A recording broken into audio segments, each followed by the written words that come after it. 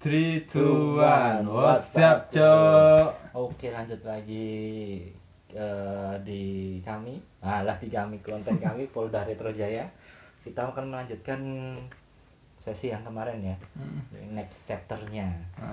Ya. Yang kemarin sampai mana itu? Konspirasi. Konspirasi. Ya. Konspirasi, respirasi, retribusi. Mas, duta. Oh, Sudah. oh ya, oke, lanjut. Oke. Kalau untuk melangkah ke arah konspirasi, otomatis kita harus punya batasannya dong. Yang dimaksud konspirasi itu apa? Terus yang kayak gimana lah? Kalau menurut Mas Hadi itu konspirasi itu kayak gimana? Konspirasi itu persekongkolan untuk membuat suatu opini. Ada tujuannya ya kira-kira? Ada tujuannya. Wait. Ini lampunya kemarin nyala, ini kok nggak nyala? Kenapa? Sudah terang. Oh, udah terang. Nanti kita Siap. Jadi tidak cuma cewek aja ya. Bukan kita juga kena. Putih keputihan itu yang berlebihan itu nggak bagus. Itu. Sebenarnya juga ngomongin konspirasi juga. Ya oke lah, kalau konspirasi kita ngobrol sekedar fun aja nggak apa-apa. Tapi ketika kita ngobrolin konspirasi dan kita sampai ke freak itu, balik lagi segala sesuatu yang berlebihan itu kurang baik lah. Tampaknya itu. Kita otomatis harus tahu batasannya. Sebenarnya menghubungkan antara pandemik ini, situasi pandemi corona ini dengan konspirasi itu batasannya apa sih? Ya. Apakah siapa yang diuntungkan? Keuntungannya dari segi apa? Terus bagaimana kita menghubungkan ini dengan konspirasi? Yang pelakunya siapa juga konspirasinya tuh. Kita kan juga makanya harus tahu juga kan siapa berbuat apa gitu. Kalau ngomong konspirasi, misalnya kita bilang ini kan corona kan awalnya dari Wuhan. China ya. Kita bilang Tiongkok yang melakukan konspirasi, dia pertama katanya dari lab bikin corona dari lab Wuhan, terus habis itu tahu-tahu nyebar, terus tahu-tahu mereka sembuh sendiri dengan terus habis itu dia recover, dan ketika dunia sedang dilanda COVID, mereka yang siap, mereka yang bantu-bantu. Jadi hero lah, jadi pahlawan seperti itulah. Tapi apakah benar demikian? Gitu. Ini kan perlu lagi kita track back lagi sejarahnya gimana sih perkara mikrobiologi sama bioterorisme itu seperti apa sih? Ini kan bisa dibilang kalau dulu kan sempat orang berpikir ini wartul ini. Dan memang zaman perang dunia dulu pernah ada penelitian itu. Itu Jepang itu kalau nggak salah, Maizen Ishida kalau nggak salah, saya agak lupa namanya. Tapi itu pangkatnya kalau nggak salah Maizen, Mayor Jenderal. Itu dia bikin penelitian tentang biologi, gimana caranya memanfaatkan agen biologi ini untuk jadi wortel atau senjata. Dan sempat dipraktekkan juga di China gitu. Di China juga waktu itu kan Cina kan dalam kekuasaan Jepang, dia praktekkan ke para penduduk Cina situ lewat makanan, lewat air juga atau blanket ya efeknya banyak yang mati. Ya jelas itu. Makanya kan kadang kan kalau kita track back ke film-film zaman dulu kan agak orang Cina kan nggak suka sama orang Jepang. Di film-film perang zaman itu kayak Ong Pei Ho itulah. Nah, tapi juga ini juga ada keterbatasan ini virus atau agen biologis ini, penyakit ini. Soalnya apa? Yang kena itu bukan cuma orang Cina aja, tapi juga banyak tentara Jepang yang waktu itu bertugas di lab itu, camp konsentrasi bisa dibilang itulah lab itu penelitiannya itu. Yang mati juga banyak. Makanya ketika ngomong ini sebagai wortel, penyakit itu nggak milih-milih loh. Dia nggak kenal siapa kawan siapa lawan. Jadi walaupun para petinggi militer di dunia tahu bahwa ini bisa dipakai untuk war tool loh, dan memang pernah dipakai. Misalnya waktu zaman sebelum Masehi lah, itu dikirim itu mayat, ya, korban wabah penyakit, taruh di depan benteng, habis itu didiamin aja situ. Lama-lama bentengnya itu sepi, banyak yang mati juga, wabah menular. Kayak gitu. Atau juga nggak usah kalau kita track back ke wabah Justinus apa itu, Raja Romawi lah dulu tuh, itu juga sampai kena itu kan juga wabahnya itu yang menghancurkan Romawi waktu itu kan juga wabah juga. Kayak gitu, Spanish flu, segala macam. Tapi pada intinya ya, ketika berpikiran bahwa ini bisa kita jadikan war tool, syaratnya war tool kan jelas. Kalau pedang, tombak, segala macam, roket sekalipun, nuklir sekalipun, yang ditembak sama sasaran tembaknya jelas. Nah, kalau ini umpamanya saya China ya, Chinese government ya, bikin war tool coronavirus, sasaran tembaknya siapa? Loh, kalau udah misalnya yang ditembak Indonesia, Amerika, Eropa, Asia segala macam, Cina aman, apakah Cina aman? Nanti juga ketika ada penderita itu masuk ke Cina bawa penyakit itu sendiri, lo jadi bumerang dong. Nah, makanya kan ketika ngomong ini, kita harus tahu batasan dong. Batasan itu salah satu yang jadi batasan limitation dari agen biologis ini adalah ini nggak kenal siapa kawan siapa lawan. Makanya para petinggi militer cenderung kita nggak sentuh barang-barang ini barang berbahaya ini. Bukan cuma bisa membunuh lawan kita, tapi kita juga mati.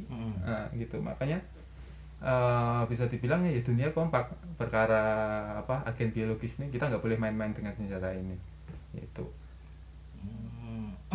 Terus kok ada yang bilang ini dari Amerika yang membawa virus lewat tentara itu? Lewat tentara gimana? Yang waktu itu ada pelatihan apa itu, dari kan isunya seperti itu loh. Waktu ada pelatihan, ada tentara masuk membawa virus, kan ada cerita yang seperti itu gitu loh. Aku nggak pernah denger ya masalahnya. Kalaupun bawa ya, yang jelas gini, mereka tahu kok ini bukan untuk mainan kok. Mereka bisa kena dengan senjata. Kalau umpamanya itu mereka yang bikin war tool-nya, senjatanya itu sendiri, mereka bisa kena dirinya sendiri. Mereka nggak main-main perkara itu. Itu satu. Yang kedua, virus itu bisa bermutasi, dia bisa berevolusi. Jadi ketika kita berpikiran kita lempar virus ini karena kita udah punya vaksinnya, kita punya antigennya gitu. Terus habis itu di sana berevolusi, bermutasi, percuma juga, mampus juga kita nanti. Percuma juga. Makanya ketika tolong dibatasi lah. Waspada boleh, kewaspadaan karena ancaman itu wajib. Tapi kita juga tahu di mana kita harus berhenti. Soalnya kecurigaan berlebihan nanti satu suzon, yang kedua kita bikin musuh yang nggak perlu. Gitu. Aslinya juga mereka juga mengalami kesusahan yang sama dengan kita. Kok kita curigaan, ini mesti kamu sumbernya. Jadi yang terjadi bukannya kerjasama, tapi malah saling mencurigai antara satu negara dengan negara lainnya. Seperti itu. Padahal yang kita perlukan terutama pada saat ini adalah kerjasama. Kerjasama. Bukan cuma antar kita, tetangga, apa-apa, tapi kerjasama global antar negara. Global antar negara, masyarakat, pemerintah dan masyarakat, seperti itu sebenarnya. Dan negara sahabat dengan sahabat yang lainnya seperti itu. Soalnya kalau nggak ada kerjasama ya repot juga, soalnya kan masalah bersama ya. Bencana bersama lah kasarnya. Contoh yang paling nyata, paling jelas itu kemarin lihat yang videonya Pak Ganjar Pranowo, Gubernur Jawa Tengah, yang Jawa Tengah dapat suplai bantuan APD, alat pelindung diri untuk tenaga medis kita. Itu kalau kita track back lagi ternyata kemarin Pak Ganjar ngeliat ini Indonesia atau ternyata ternyata bantuan kita yang kita kirim ke sana, entah bantuan entah produk kita ya pokoknya yang kita kirim ke sana dikirim balik ke sini, soalnya kita sekarang lebih membutuhkan daripada Cina. Seperti itu. Jadi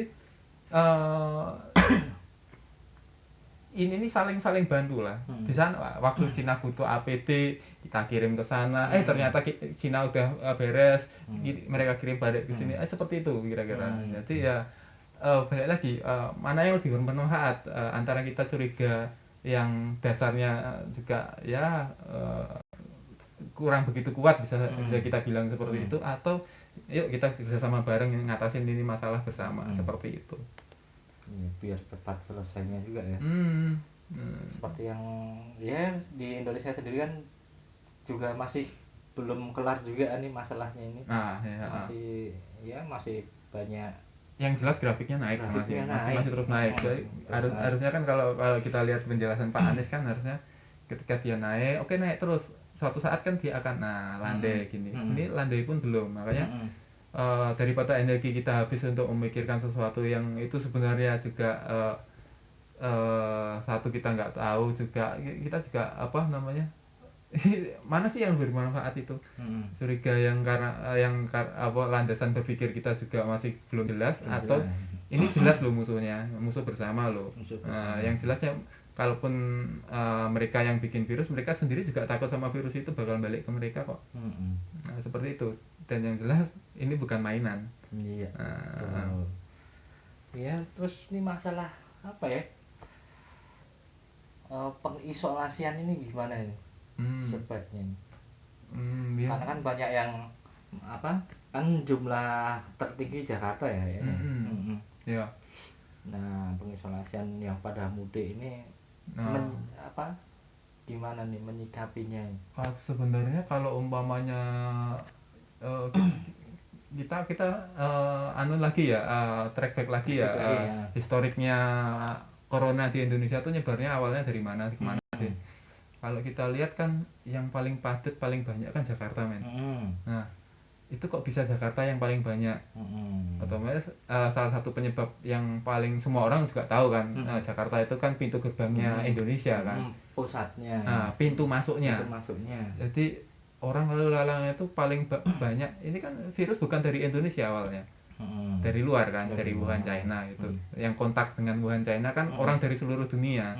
Nah, orang dari seluruh dunia kan masuknya ke Indonesia kan lewat Jakarta. Dari bandara-bandara Jakarta.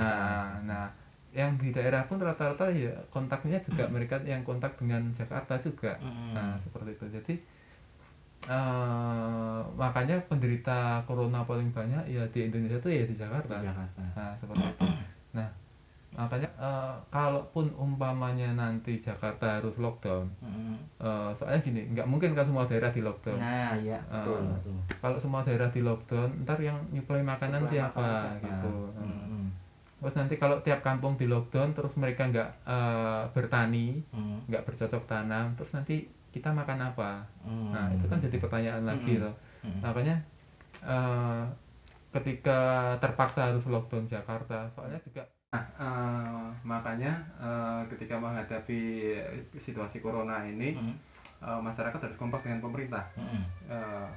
Soalnya ketika pemerintah sudah kasih himbauan apa-apa tentang segala macam bagaimana menyebarnya ini supaya Jakarta tetap safe ya, dalam artian safe bukan cuma dari segi kesehatannya tapi juga supply-nya juga. Masyarakat Jakarta harus mau bekerja sama.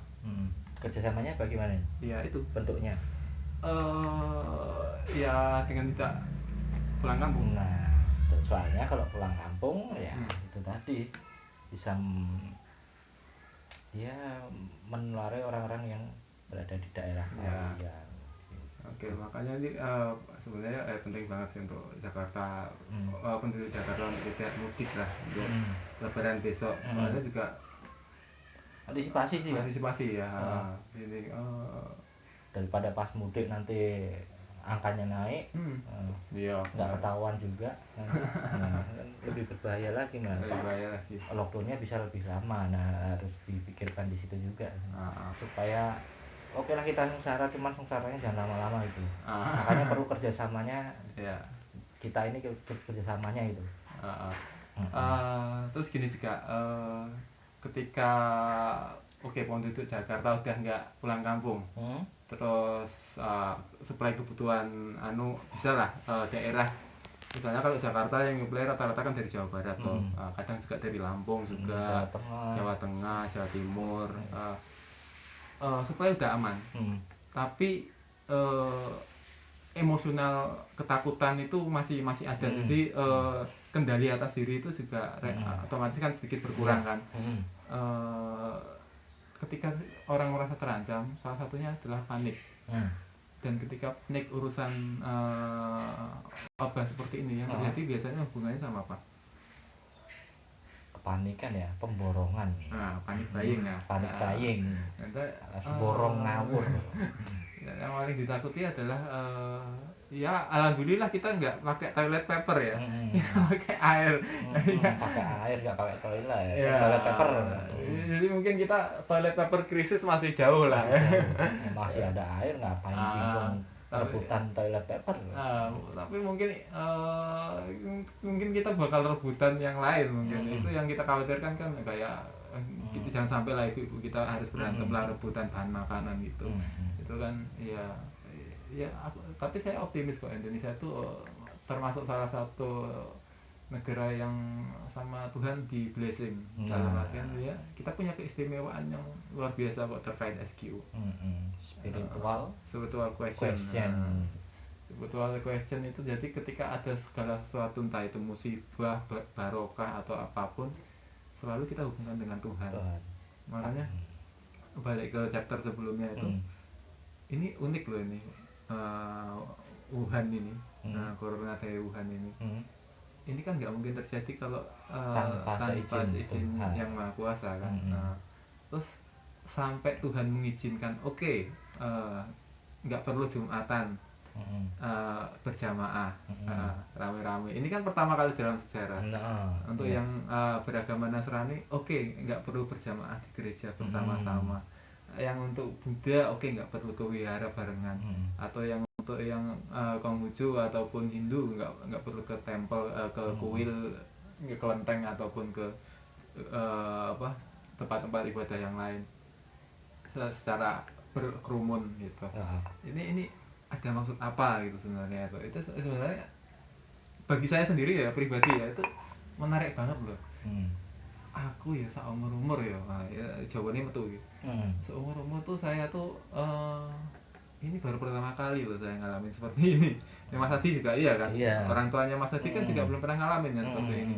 Nggak ada boleh Jumatan. Nggak Jumatan berjamaah, nggak ke gereja juga jadinya.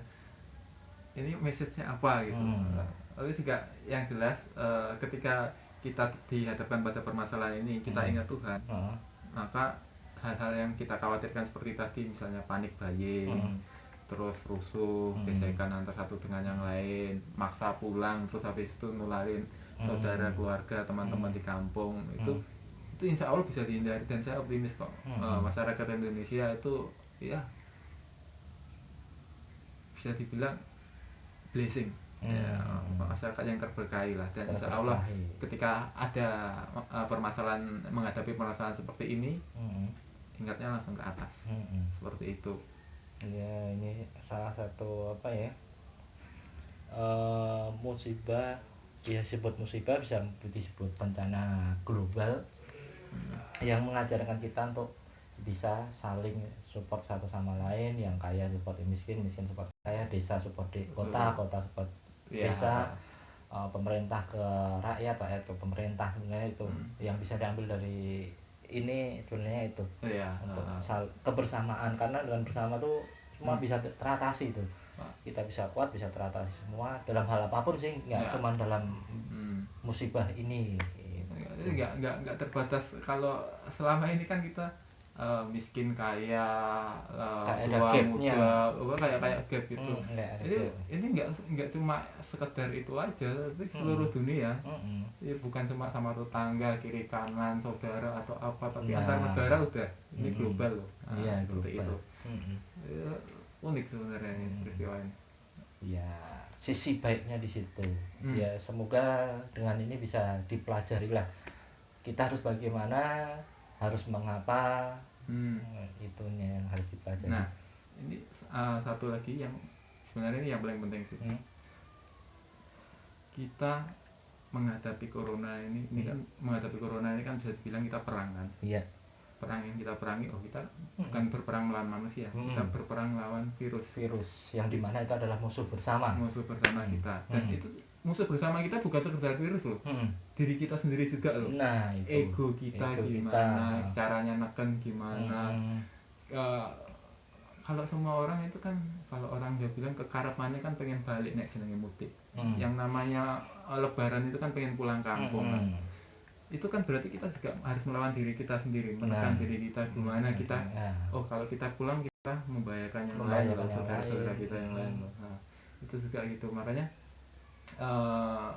dalam perang menghadapi coronavirus ini, COVID ini, kita harus paham kita bisa dibilang menang melawan COVID ini ketika kita ngapain.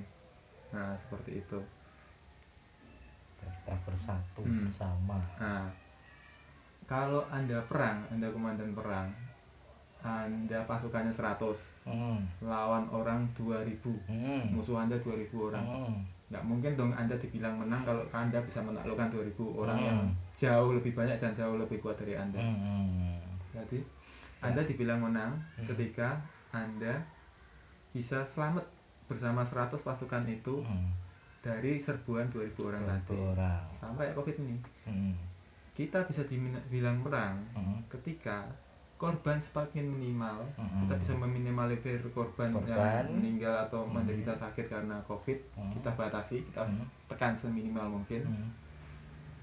Dan kita bisa menjaga law and order di masyarakat, ketertiban umum, terus orang tidak melakukan yang tidak semestinya lah. Nah, karena COVID ini rusuh, yang gosipnya Italia sih, tapi gosipnya sih orang tahu juga, saya belum kesana, belum saya cek. Orang nggak perlu berantem rebutan toilet paper kayak gitu. Jadi ketika kita bisa meminimalisir korban, kita bisa menekan angka kerusuhannya tidak perlu terjadi, itu bisa kita cegah. Dan terjadi sinergi antara masyarakat dan pemerintah yang kuat. Di situ kita menang melawan corona. Iya, betul. Ya, itu yang harus dipelajari ya, di garis bawahi lah. Intinya itu kita menang cuma 3 hal itu kok. 1, kita bisa meminimalisir korban. 2, kita bisa menjaga ketertiban umum di masyarakat, law and order. Yang ketiga, terjadi sinergi antara masyarakat dan pemerintah. Dan begitu juga pemerintah dan masyarakat, nurut juga seperti itu. Saling lah, namanya saling sinergi itu saling. Dan ketika kita bisa survive menghadapi corona ini, Indonesia akan menjadi negara yang sangat luar biasa yang nggak bisa dihentikan oleh negara lain. Nah, itu loh endingnya seperti itu. Di sana ada peluang. Ada peluang untuk itu. Makanya kita harus sinergi ini tadi supaya soalnya apa? Bisa untuk kedepannya ya. Ini kan kalau kita belajar ilmu kesehatan ya, Mas Hadi nggak usah belajar ilmu kesehatan lah. Mas Hadi misalnya habis sakit, terus pasca sakit terus sembuhan, mulai recovery, badan rasanya gimana? Lebih seger. Nah, dan lebih seger sebelum sakit itu malahan. Nah, itu juga sama ketika kita menghadapi satu kasus seperti ini, permasalahan seperti ini, ketika kita recover dari itu, banyak mekanisme yang ada di dalam tubuh kita, dalam hal ini ada di dalam tubuh Indonesia, itu ikut menjadi lebih baik dari sebelumnya. Kita lebih sinergi antara pemerintah dan masyarakat, antar masyarakat lebih berempati, ketertiban umum lebih terjaga tanpa teredukasi, karena di sini sudah teruji ya. Dan habis itu juga masyarakat lebih peduli terhadap kesehatan, lebih aware. Di sana ada threat awareness yang muncul dari masyarakat. Oh, kita ini harus bersatu toh, bukan cuma untuk diri kita tapi juga untuk Indonesia, seperti itu. Ya, semoga untuk ini bisa lebih baik lah dengan kita mengupload video ini ya. Ya, insya Allah bisa lebih baik ya. Selamat bekerja buat para dari yang medis terutama ya. Ya medis luar biasa yang itu pasti sangat lelah ya. Karena banyak korban yang dari orang medis juga ya. Ya. Pasti sangat melelahkan. Jadi butuh dari kita juga untuk pengertiannya sih, supaya jangan sampai menyebar tingkatnya, angkanya jangan terlalu tinggi. Misalnya tinggi langsung bisa di handle semuanya seperti itu. Oke. Tapi ini loh juga dengan adanya virus corona ini buat yang sudah bersuami istri adalah suatu pelajaran yang terbaik buat Anda, karena tingkat perceraian di Cina meningkat. Jadi bisa Anda lebih tahu pasangan Anda bisa diajak susah seperti apa. Jika nanti ya semoga di sini janganlah, bisa saling support satu sama lain.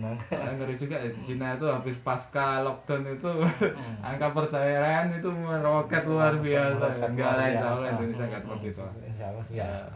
Makanya untuk itu ya semoga Indonesia bisa menjadi lebih baik untuk kedepannya juga, coronanya bisa diatasi dengan secepatnya lah, seperti itu. Oke. Oh ya, pasca corona besok, ya itu tadi. Saya yakin Indonesia menjadi negara yang jauh lebih baik dari Indonesia sekarang.